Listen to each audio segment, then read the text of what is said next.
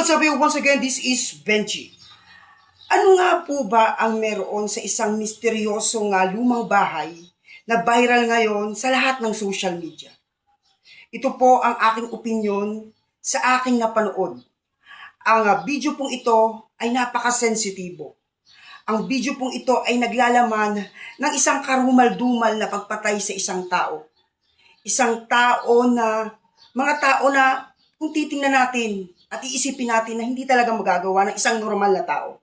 At para po sa akin ay parang lango sa droga ang gumagawa nito at parang mga hayop ang pinapatay. So, based din sa aking observation sa panonood ay parang mga ibang lahi po ang gumagawa nito. Kung gusto nyo po ng video, pwede ko pong isend sa inyo. Comment lang po kayo sa comment section at isa-isa ko pong isesend sa inyo ang video ito. Basta paalala ko lang po, ito po ay sensitibo. Kung hindi nyo po kaya makapanood ng mga krimen ng pagpatay, ay mas maigi na huwag nyo na lang pong panoorin. Once again, this is Benji. Thank you.